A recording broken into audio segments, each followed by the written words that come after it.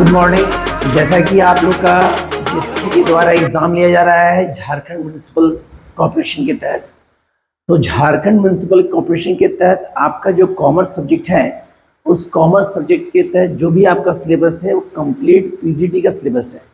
मतलब यदि आप पीजीटी क्लासेस किए हैं या पीजीटी के तहत तैयारी किए हैं तो सेम सारा टॉपिक आपको म्युनिसिपल कॉर्पोरेशन के तहत पढ़ना होगा।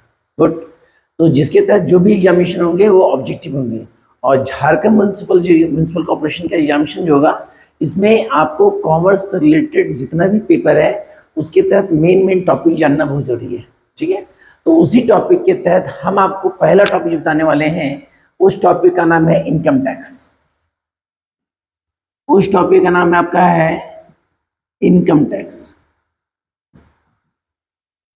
जिसको हम आयकर कहते हैं। तो सबसे पहले ये जानना जरूरी है कि इनकम टैक्स जो वर्ड है ये कहाँ से आया। ठीक है, तो इसको जानने से पहले हमको सर्वप्रथम सबसे पहले टैक्स के बारे में जानना पड़ेगा कि भाई कर क्या होता है। कर क्या होता है, तो इस बात को आप याद रखिएगा। कर मतलब होता है एक ऐसा अमाउंट, एक ऐसी राशि जिसे सोसाइटी में रहने वाले प्रत्येक कैटेगरी द्वारा अपने इनकम में से या किसी भी गुड्स को परचेज करने के पश्चात एक फिक्स अमाउंट गवर्नमेंट को पे करना होता है। अब प्रश्न उठता है, क्या सोसाइटी में रहने वाले सभी वर्ग लोग देते हैं? तो हाँ, देते हैं। तो उस कैटेगरी के तहत जो हमारा टैक्स जो पे करते हैं, वो टैक्स पे करते हैं दो तरह से। टैक्स जो पे करते हैं वो दो तरह से, एक पे करते हैं डायरेक्ट टैक्स और एक होता है हमारा इनडायरेक्ट टैक्स। इनडायरेक्ट टैक्स, तो ये जानना जरूरी है कि आखिर ये टैक्स वर्ड जो है ये किनके द्वारा लाया गया था। तो सर्वप्रथम टैक्स वर्ड जो है, इनके जो फादर हैं उनका नाम है जेम्स विल्सन। याद रखिएगा, जेम्स विल्सन, जिनके द्वारा टैक्स लाया गया था 1860 ईस्वी में। कितने ईस्वी को? 1860 ईस्वी में। लेकिन लीगल रूप से इसको पास किया गया था 1886 को, 1886 में। वर्तमान समय में 1981 को स्पष्ट रूप से वो पारित कर गया। 1981 में इसको स्पष्ट रूप से पास कर गया। गुड। और भारत में ये जो लागू हुआ है ये 1 अप्रैल 1961 को, 1 अप्रैल 1961 ऐसे तो कहा गया है 1961 में पास किया गया है, लेकिन कंप्लीट रूप से भारत में टैक्स जो है इंडिया में वो 1 अप्रैल 1962 में स्पष्ट रूप से पारित कर दिया गया। तो हमने आपको क्या बताया कि टैक्स जो है उसके फादर थे जेम्स विल्सन। 1860 में टैक्स स्थापित किया गया। लीगल रूप से, कानूनी मतलब वैधानिक रूप से इसे मान्यता दिया गया 1886 में। वर्तमान रूप में जो हमारा भारत में टैक्स पास हुआ 61 में, 61 नहीं 61 में, और स्पष्ट रूप से कंप्लीट रूप से भारत सरकार द्वारा 1 अप्रैल 1962 को भारत में ये प्रस्तुत कर दिया गया। किसको? टैक्स को। तो ये जानना जरूरी है कि टैक्स में जो सेक्शन होता है, ये टैक्स में हमारा सेक्शन जो होता है वो 299(8) होता है। इसको जानने से पहले जान लीजिए कि टैक्स 2 होता है। थोड़ा आपको पीछे का टॉपिक बताते हैं। टैक्स 2 होता है, एक होता है डायरेक्ट और एक होता है इनडायरेक्ट। तो डायरेक्ट टैक्स जो होता है जिसको हम प्रत्यक्ष कर कहते हैं। क्या कहते हैं सर? प्रत्यक्ष कर कहते हैं। और इनडायरेक्ट टैक्स जो होता है जिसको हम अप्रत्यक्ष कर बोलते हैं। अप्रत्यक्ष कर बोलते हैं। तो प्रत्यक्ष कर क्या होता है और अप्रत्यक्ष कर क्या होता है? तो डायरेक्ट टैक्स मतलब होता है वह टैक्स जिस पे लगाया गया, जिस व्यक्ति पे लगाया गया, उस व्यक्ति द्वारा ही भुगतान किया गया, वो हो गया डायरेक्ट टैक्स। क्या हो गया? जिसको हम इनकम टैक्स भी कहते हैं। क्या कहते हैं? जिसको क्या कहते हैं? Income tax. मतलब कहने मतलब है कि जिस व्यक्ति पर कर लगाया गया उसी व्यक्ति द्वारा जब कर का भुगतान किया जाता है तो वो होता है हम लोग का डायरेक्ट टैक्स। और इनडायरेक्ट टैक्स होता है लगाया जाता है किसी और पे और भुगतान किया जाता है किसी और के द्वारा, तो वो क्या होता है हमारा इनडायरेक्ट टैक्स। तो सबसे पहले आप इनकम टैक्स पढ़ लीजिए, मतलब डायरेक्ट टैक्स। तो डायरेक्ट टैक्स क्या होता है? डायरेक्ट टैक्स मतलब होता है कि सोसाइटी में रहने वाले सभी वर्ग के लोग जिनका इनकम गवर्नमेंट के शेड्यूल के तहत मैच करता है, तो वो हमारा पे करते हैं कौन टैक्स?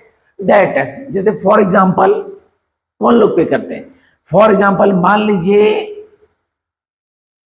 0 से 2.5 लाख इनकम है, तो इस पे आप 0% टैक्स देंगे।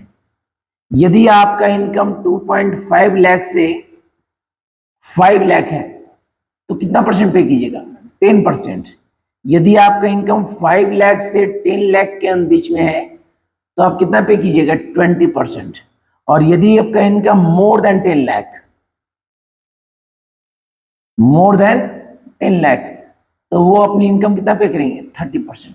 तो ये शेड्यूल है, कहने का मतलब है कि सभी लोग पेमेंट नहीं करते हैं इनकम टैक्स, सभी लोग पेमेंट नहीं करते, उसको पेमेंट करने वाले कुछ ही वर्ग के लोग होते हैं या कुछ लोग ही होते हैं जिनका शेड्यूल इस शेड्यूल के तहत मैच करता है।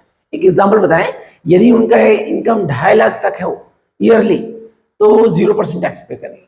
2.5 लाख से 5 लाख हो तो कितना परसेंट टैक्स पे करेंगे? 10%। यदि इनकम 5 लाख से 10 लाख के बीच हो तो कितना परसेंट? 20%। और मोर देन 10 लाख हो तो कितना परसेंट? 30%।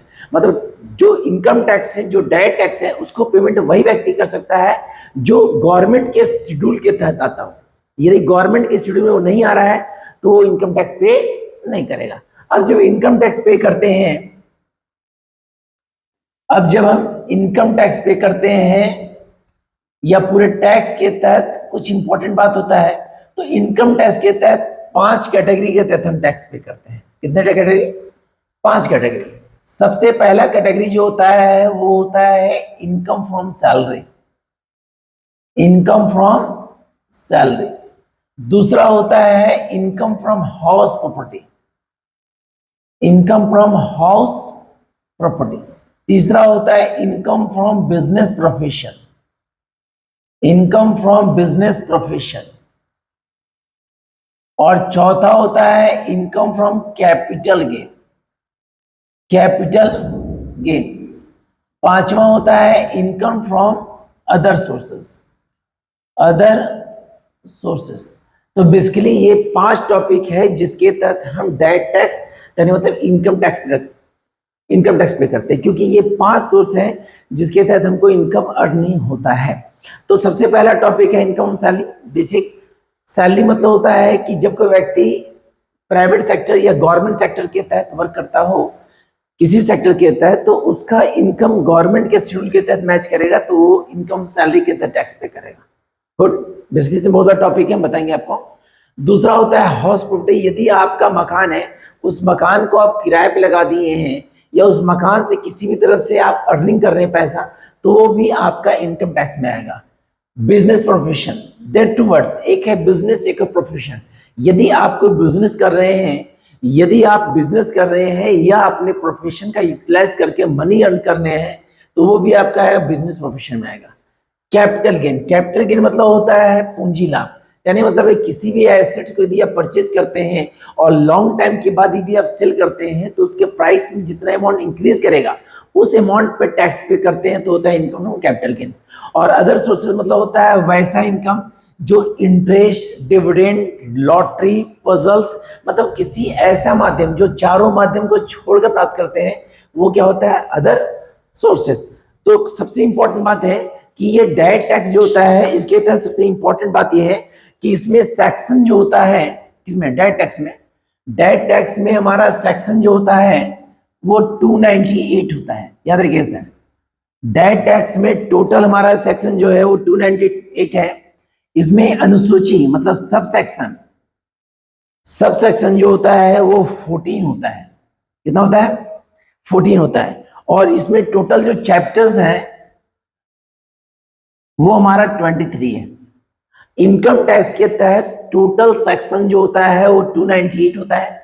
सब सेक्शन का होता है अनुसूची जो 14 है, और टोटल चैप्टर जो हमारा है वो 23 है। तो ये बेसिक टॉपिक है जिसके तहत हमको जानना जरूरी है, जो इनकम टैक्स के तहत मतलब डायरेक्ट टैक्स के तहत आता है।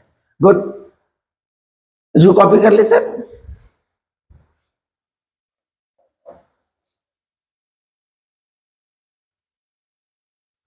तो जैसे हम बता रहे थे कि इनकम टैक्स वही लोग पे कर सकते हैं जो गवर्नमेंट के शेड्यूल के तहत आते हैं। शेड्यूल बताते हैं, अभी हम लोग का 22 तारीख चल रहा है, तो 22 तारीख का शेड्यूल के वो भी आपको बताएंगे।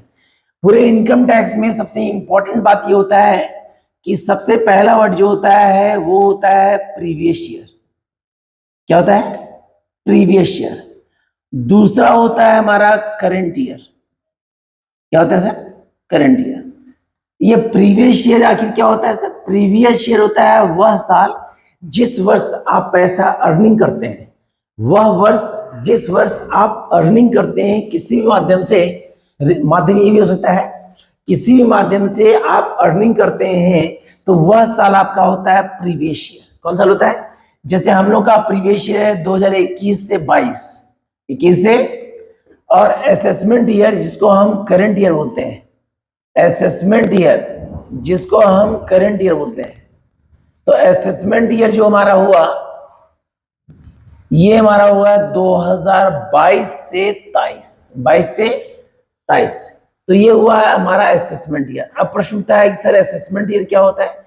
असेसमेंट ईयर होता है वह वर्ष, वह साल जिस साल आप गवर्नमेंट को टैक्स पेमेंट करते हैं, मतलब सरकार को जिस वर्ष आप टैक्स पे करते हैं वो आपका होता है असेसमेंट ईयर। एक होता है प्रीवियस ईयर और एक होता है असेसमेंट ईयर। प्रीवियस ईयर होता है वह साल जिस साल आप अर्निंग करते हैं वो प्रीवियस होता है, और जिस साल गवर्नमेंट को टैक्स पे करते हैं वो असेसमेंट ईयर होता है। दो इंपॉर्टेंट बात होता है, एक होता है हमारा कैलेंडर ईयर। क्या होता है सर?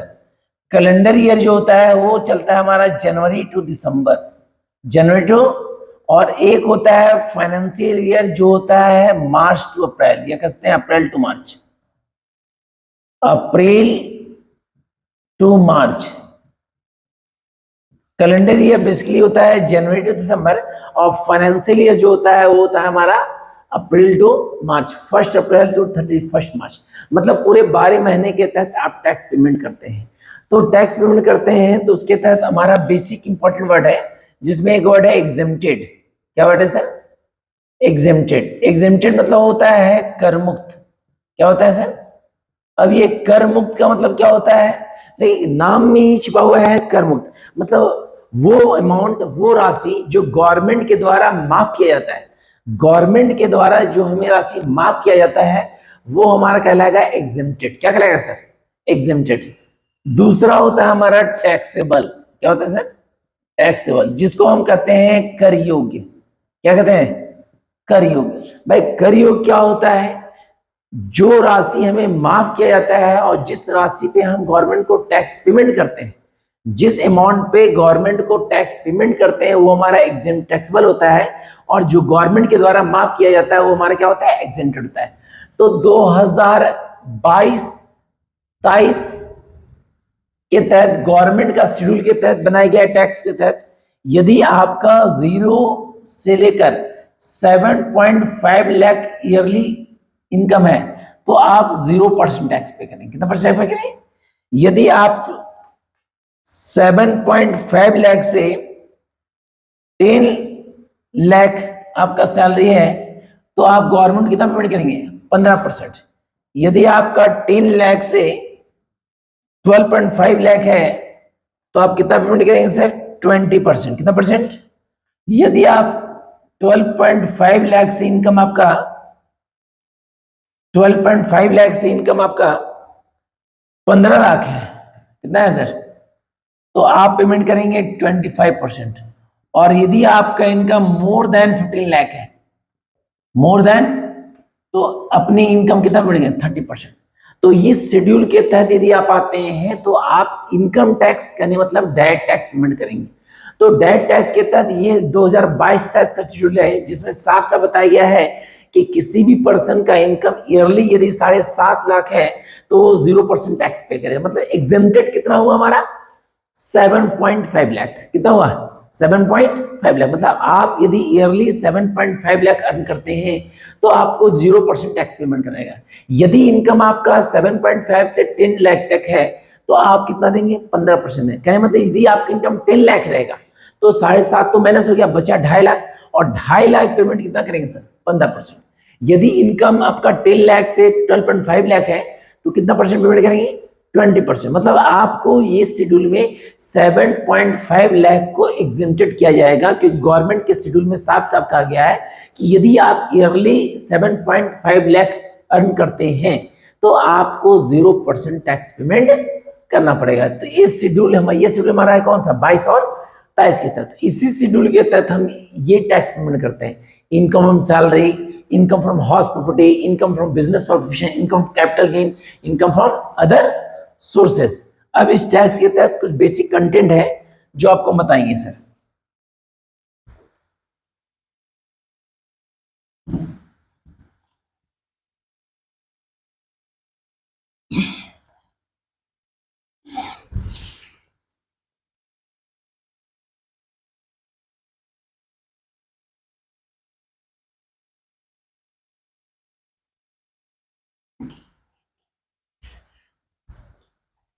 सबसे पहला टॉपिक जो आपका है वो है इनकम फ्रॉम सैलरी।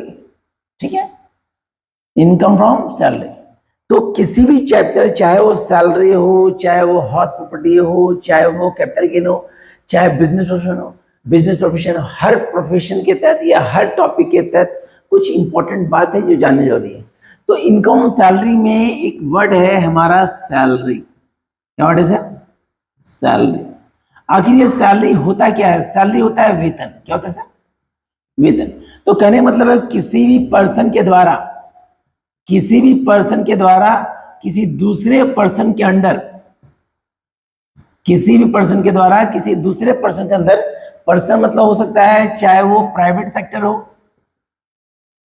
या गवर्नमेंट सेक्टर हो, यदि वो निजी क्षेत्र हो या सरकारी क्षेत्र हो, किसी भी सेक्टर के तहत यदि आप वर्क करते हैं, यदि निजी क्षेत्र हो या सरकारी क्षेत्र हो, किसी भी सेक्टर के तहत आप काम करते हैं, तो काम करने के पश्चात एक लिमिटेड टाइम के बाद, एक लिमिटेड टाइम के पश्चात आपको जो पेमेंट किया जाता है वो पेमेंट ही आपका क्या कहलाएगा, सैलरी। क्या कहलाएगा सर, या कह सकते हैं एक निश्चित समय अवधि के पश्चात जिस राशि का भुगतान किया जाता है उस कार्य के पश्चात उस राशि को हम वेतन कहते हैं। क्या कहते हैं सर, वेतन कहते हैं।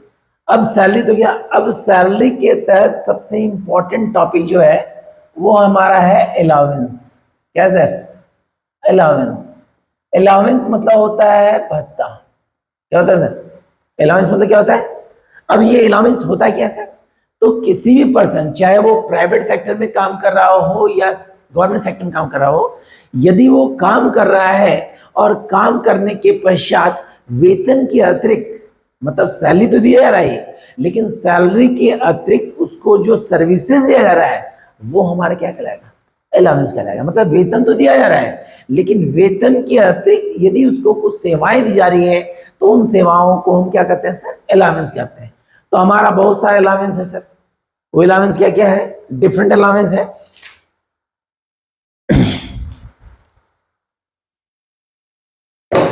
अलाउंस जो होता है वो डिफरेंट अलाउंस है। उन सारे अलाउंस को आप ध्यान से देखिए सर।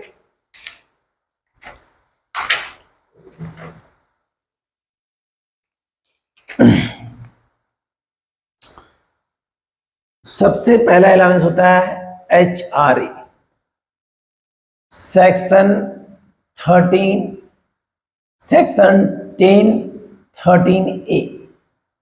गुड। HRA को जोड़ा गया हाउस रेंट अलाउंस। HRA बोला गया हाउस रेंट अलाउंस, मकान किराया भत्ता। उसको हिंदी में कहते हैं मकान किराया भत्ता। तो कहने मतलब है कि जिस मकान को रहने के लिए आपको दिया जा रहा है उस मकान के तहत आपको क्या क्या अलाउंस दिया जा रहा है वो निकालना क्या लगेगा, हाउस रेंट अलाउंस। तो जब भी HRA निकलता है तो इसका एक टेबल जानना बहुत जरूरी है सर। तो इसका टेबल निकालने के लिए सबसे पहले लिखते हैं HRA, यहाँ लिखते हैं 10(13)A। सबसे पहले लिखेंगे आपका एक्चुअल अमाउंट रिसिप्ट, यहाँ पे लिखेंगे एक्चुअल अमाउंट रिसिप्ट। उसके बाद लिखेंगे excess rent paid 10% of salary. तो अंडरस्टैंड, एक्सेस ज्यादा होना चाहिए, रेंट पेड 10% सैलरी, और यहां होगा हमारा सैलरी इंटू 1/2। यदि उस बंदे को एचआरए दिया गया है महानगर में, महानगर हमारा 4 है, दिल्ली, मुंबई, कोलकाता, देन चेन्नई, ये 4 सिटी है। यदि उस 4 सिटी में उसको लाना दिया जा रहा है एचआरए के तहत, तो वहां यूज होगा सैलरी इंटू 1/2। या अदर सिटी हो तो वहां होगा सैलरी इंटू 4/5। 4/5 ये होगा हमारा अदर सिटी में। अदर, तो हमने 3 चीज निकाला। सबसे पहले actual membership, excess rent paid salary, salary into 1/2 कब होगा, जब महानगर होगा। अदर सिटी होगा तो सैलरी इंटू 4/5 अदर सिटी। अब इस तीनों में जो कम होगा वो हमारा कहलाएगा एग्जेम्प्टेड। क्या कहलाएगा सर? ये तीनों में जो कम होगा वो हमारा क्या कहलाएगा सर? एग्जेम्प्टेड, जिसको हम कहेंगे which ever less than. Which ever less than, तीनों में जो कम होगा। हमको निकालना है बेसिकली टैक्सेबल। क्या निकालना है? तो टैक्सेबल का फॉर्मूला होगा, जिसको हम एक्चुअल में को AR बोलते हैं। इसका फॉर्मूला होगा actual amount received minus exempted, minus ये हमारा निकलेगा आपका एचआरए। क्या निकलेगा सर? तो आपका ऑब्जेक्टिव क्वेश्चन पूछता है जिसमें सिंपल से शॉर्ट क्वेश्चन रहेगा। जैसे फॉर एग्जांपल, राज एक पर्सन है, इसका रेजिडेंस जो है वो झारखंड में है। राज एक पर्सन है जिसका रेजिडेंस जो है वो कहां है सर? झारखंड में है। रेंट पेड कर रहा है वो 900 पर मंथ।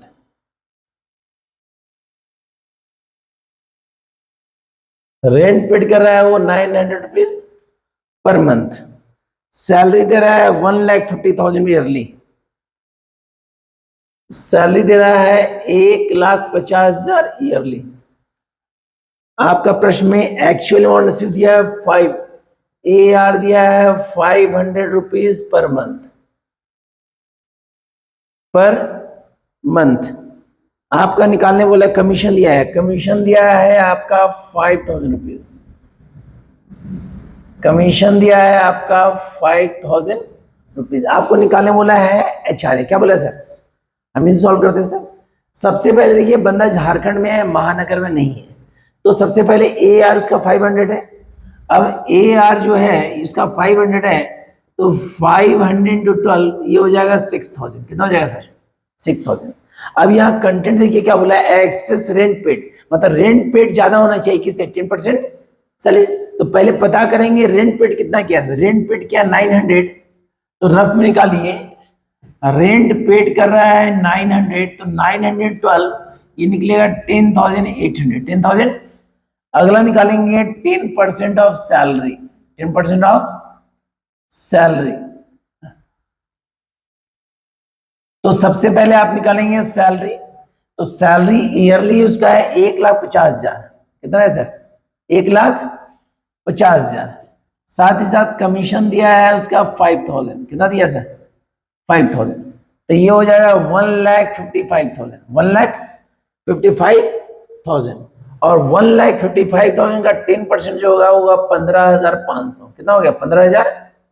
तो यहां गौर कीजिएगा, हमारा रेंट पेड निकला है 10,800 और 10% सैलरी निकला है 15,500। तो गौर कीजिएगा, यहाँ पे रेंट पेड हमारा ज्यादा नहीं है, क्योंकि रेंट पेड ज्यादा होनी चाहिए कि 60% सैलरी से, तो हमारा रेंट पेड कम है, जो कि सैलरी क्या है? ज्यादा है। तो यहाँ क्या हो जाएगा? यहाँ हो जाएगा 0। क्या हो जाएगा सर? 0। अब बंदा झारखंड में रहा है, तो यहाँ पे ये होगा सैलरी इंटू 4/5। Salary into 4/5। तो करना क्या है, सैलरी हमारा है 1,55,000 इंटू 4/5। तो ये निकलेगा मेरा 5 3 से 15, 31,000 इंटू 4। तो यह हो जाएगा 4 1 जा 4, 4 3 जा 12। ये निकलेगा हम लोग का 5 1 जा 5, 15 13। ये होगा 1,24,000। कितना हो जाएगा? 24,000,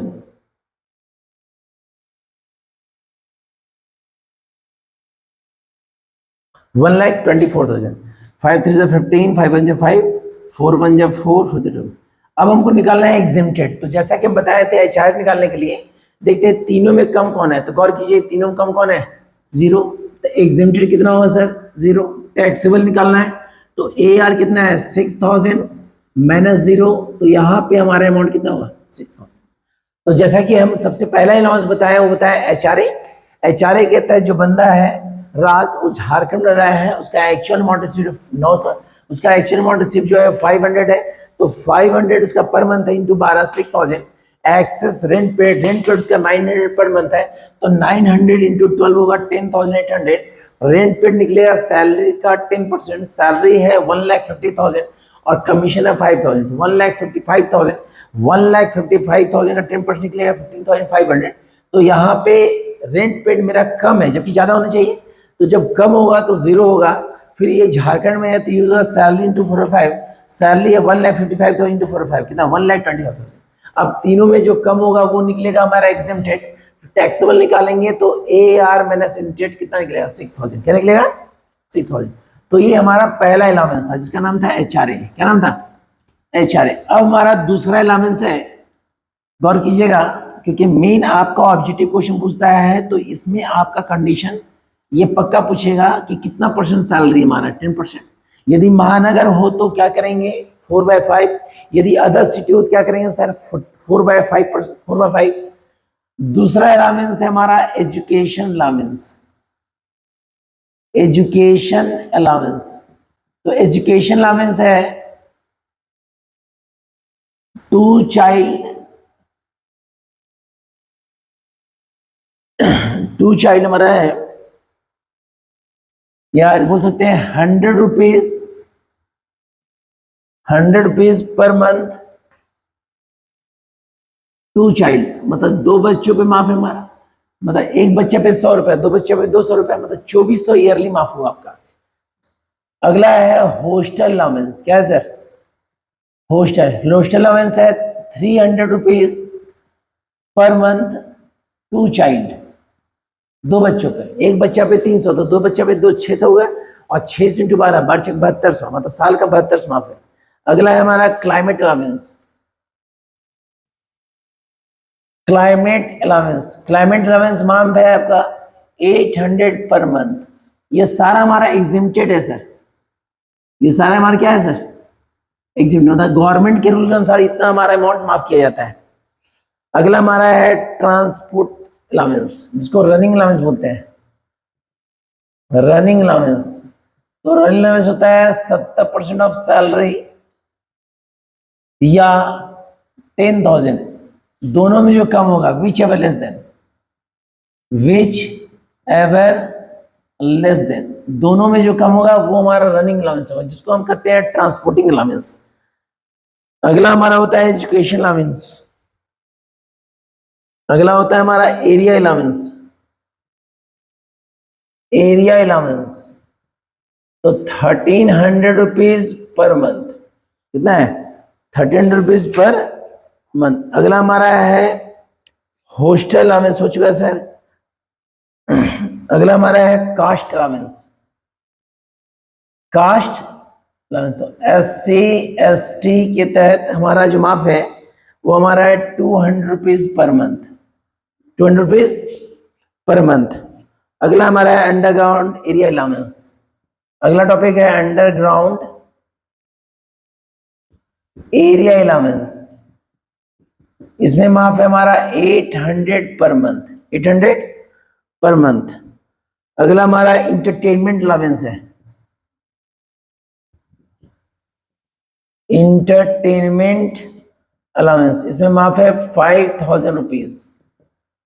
तो अलाउंस के तहत हमारा आपका अलाउंस है, सबसे पहला अलाउंस है आपका एचआरए, दूसरा आपका कहते हैं एजुकेशन अलाउंस। बेसिकली ये ऑब्जेक्टिव क्वेश्चन में आ सकता है सर, ये सब क्वेश्चन आता है। अगला होता है education allowance, hostel allowance, climate allowance, running allowance, area allowance, cast allowance, underground area allowance, entertainment allowance. उसके बाद हमारा दो चीज और होता है, जब आप सैलरी के तहत फॉर्मेट यूज करते हैं, तो उस कंडीशन में सबसे पहले दो वर्ड जाना जरूरी है, एक होता है पीएफ और एक होता है आरपीएफ। गुड। तो पीएफ जो होता है जिसको हम बोलते हैं प्रोविडेंट फंड, क्या होता है सर? प्रोविडेंट। प्रोविडेंट फंड में बोला गया excess at the rate of 9.5%, मतलब सैलरी के तहत यदि आपका 9.5% है तो ये एग्जेंटेड है, लेकिन आपका 9.5 से अधिक है तो आपका एग्जेंटेड नहीं। मान लीजिए पीएफ के तहत आपने 11% दिया है, तो जो 1.5% इंक्रीज कर रहा है वो क्या निकलेगा? Provident fund. अगला होता है आरपीएफ, क्या होता है सर? जिसको बोलते हैं रिजर्व प्रोविडेंट फंड, इसको बोलते हैं रिजर्व प्रोविडेंट फंड। इसके तहत हमारा जो है excess at the rate of 12%, 12%, मतलब इसके तहत हमारा माफ कितना है? 12% एग्जेम्प्टेड है। यदि आपका 15% होगा तो 3% हमारा आरपीएफ निकलेगा सैलरी का, और नहीं होगा तो कंडीशन 12% हो या 12% कम हो तो फुल्ली एग्जेम्प्टेड होता है।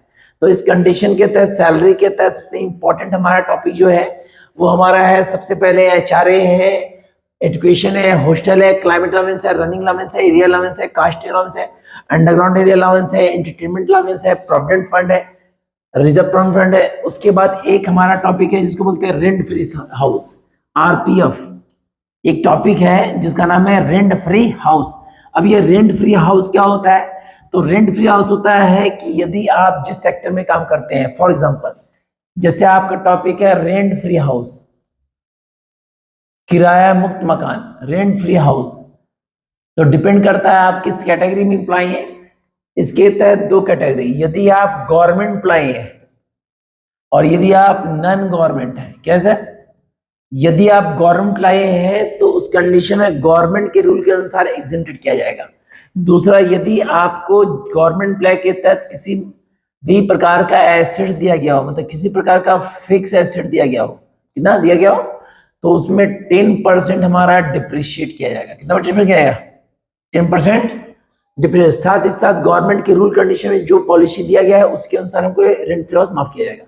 नॉन गवर्नमेंट में क्या होता है कि इस कंडीशन में कुछ चेंज होता है। कंडीशन होता है कि नॉन गवर्नमेंट के तहत दो कैटेगरी है। यदि आप नॉन गवर्नमेंट के तहत मान लीजिए टाटा कंपनी एम्प्लॉय हैं तो उस कंडीशन में दिखाया जाता है पॉपुलेशन। सबसे पहला कैटेगरी पॉपुलेशन। यदि जहां आपको रहने के लिए मकान दिया गया है, जहां आपको रहने के लिए मकान दिया गया है, ठीक है, यदि वहां का population more than 25 lakh, more than 25 lakh है, तो वहां पे सैलरी का 15% माफ किया जाएगा। कितना माफ किया जाएगा? सैलरी का 15%। याद रखिए सर, जिस शहर में आपको जॉब दिया गया है प्राइवेट कंपनी के तहत, यदि उस शहर का जनसंख्या 25 लाख रहेगा तो कितना माफ किया जाएगा? 15 लाख, 15%। यदि उस शहर का जनसंख्या 10 to 25 लाख, यहाँ बोले मोर देन 25, 25 लाख से अधिक, यदि शहर की जनसंख्या 10 से 25 लाख हो तो कितना परसेंट? 10%। और यदि 10 लाख होगा तो 7.5%। तो ये आपको एग्जेम्प्ट किया जाता है। तो नॉन गवर्नमेंट के तहत, जैसे मान लीजिए आप टाटा कंपनी में है और टाटा कंपनी द्वारा आपको रहने के लिए मकान दिया गया है, तो उस कंडीशन में यदि उस शहर का पॉपुलेशन 25 लाख से अधिक रहेगा, तो 25 लाख से अधिक होगा तो वहां आपका 15% माफ होगा। दूसरा कंडीशन में यदि 10 से 25 लाख रहेगा तो कितना माफ होगा? 10% माफ होगा। और यदि उस शहर की जनसंख्या 10 लाख होगा तो 7.5% माफ होगा। दूसरा कंडीशन, यदि आपको कंपनी द्वारा मकान दिया गया है फिर भी यदि आप नहीं रह रहे हैं, तो उस कंडीशन में जब नहीं रह रहे हैं तो खुद रेंट लेके रहेंगे, तो वहां पे निकालने का नियम होता है, पहले एक्चुअल अमाउंट रिसीव्ड, जो अमाउंट रिसीव करेंगे, दूसरा 15% ऑफ सैलरी, 15% ऑफ सैलरी, दोनों में जो निकलेगा, अब दोनों में जो कम होगा वो मेरा एग्जेम्प्टेड होगा। क्या होगा सर? एग्जेम्प्टेड होगा, जो कहेंगे which ever less than, which ever less than. लेकिन हमको निकालना है टैक्सेबल। क्या निकालना है? टैक्सेबल, जिसमें गवर्नमेंट को टैक्स पे करेंगे। तो इसका फॉर्मूला होगा actual amount receive minus exempted, minus exempted. तो इस कंडीशन के तहत हम रेंट फ्री हाउस पेमेंट करते हैं।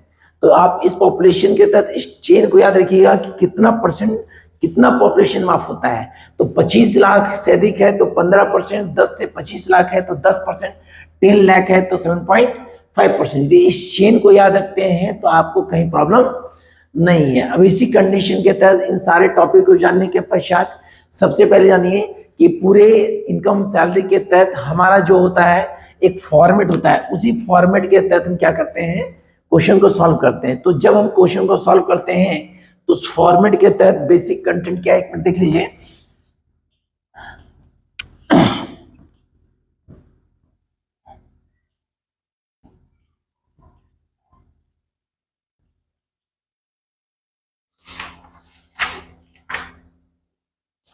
सबसे पहले लिखते हैं यहां पे हेडिंग में अकॉर्डिंग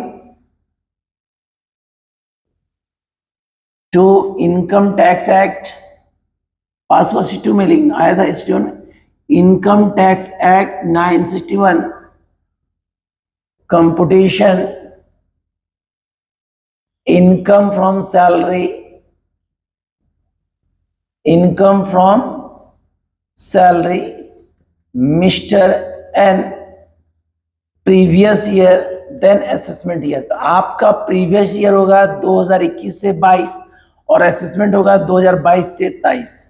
ये फॉर्मेट बनाने के पश्चात यहाँ पे जिस टर्म से आपको पैसा प्राप्त हो रहा है, चाहे वो बेसिक सैलरी हो, चाहे कमीशन हो, चाहे बोनस हो, चाहे किसी प्रकार का अलावेंस हो, उन सारे आइटम्स को पुट आउट करने के पश्चात जोड़ देंगे। जो निकलेगा वो कहलाएगा ग्रॉस एनुअल सैलरी। क्या कहलाएगा?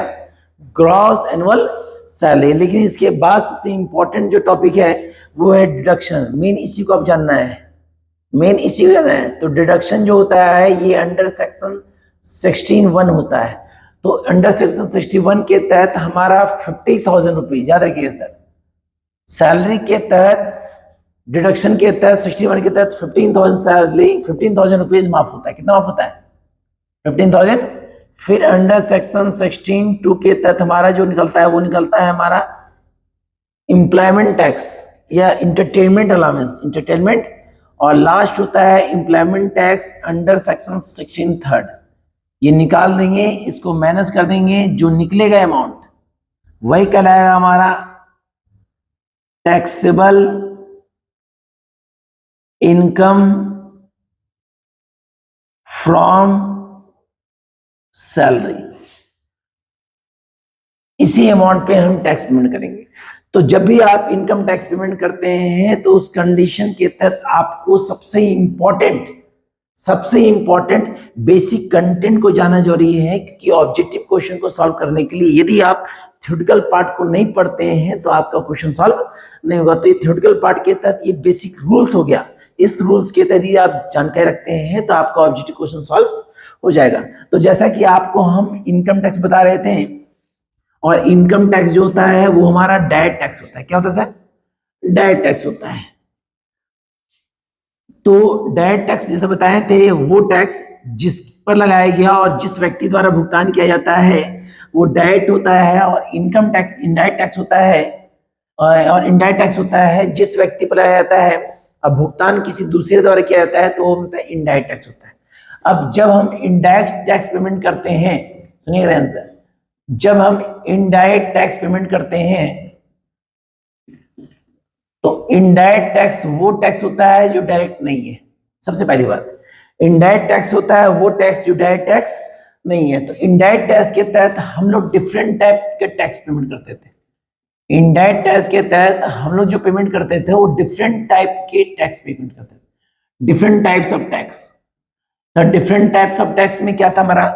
कस्टम ड्यूटी था, एक्साइज ड्यूटी था, सर्विस टैक्स था, म्युनिसिपल टैक्स था, वैट था, मतलब डिफरेंट टैक्स था।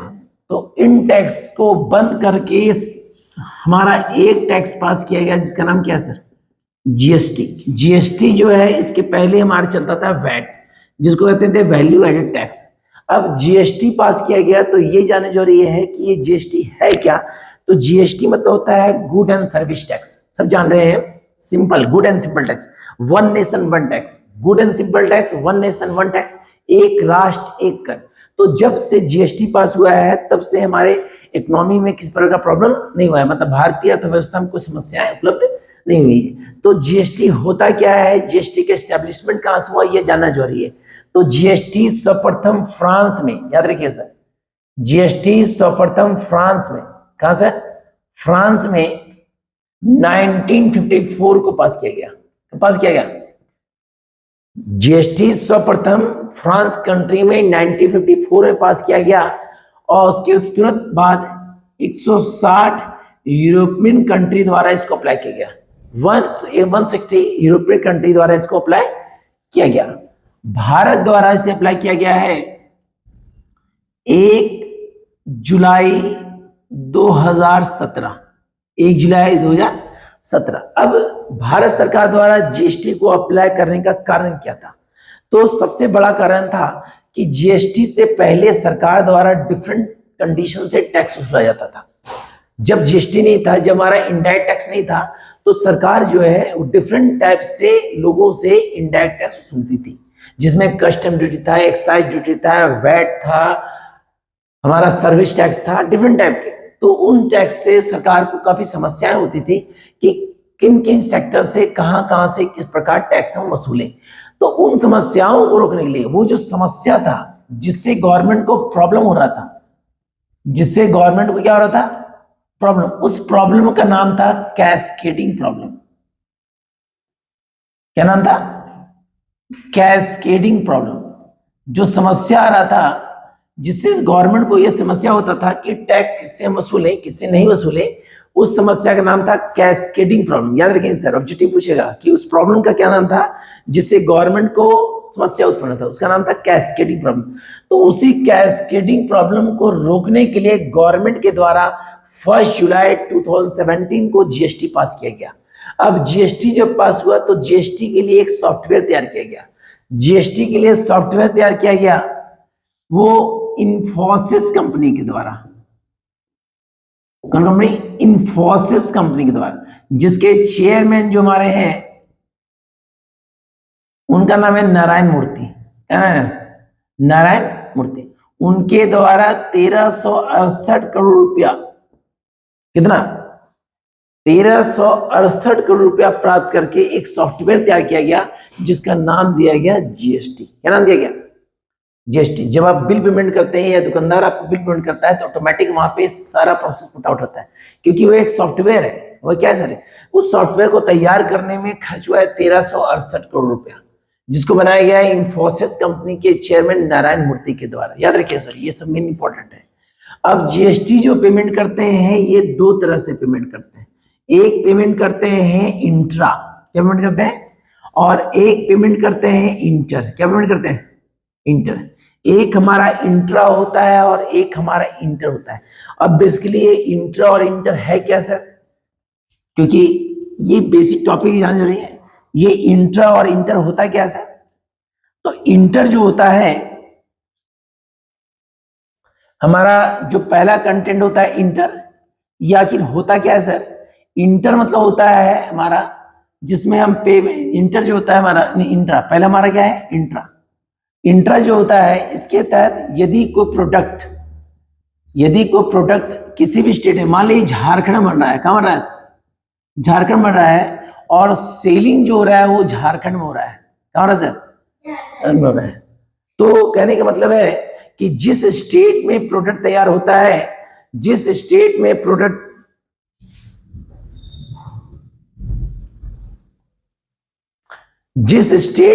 तैयार होता है और उसी स्टेट में प्रोडक्ट यदि बिकता है, तो हम पेमेंट करते हैं कौन टैक्स? Intra tax. कौन पेमेंट करते हैं? इंट्रा जब पेमेंट करते हैं तो इंट्रा 2 तरीके से देते हैं।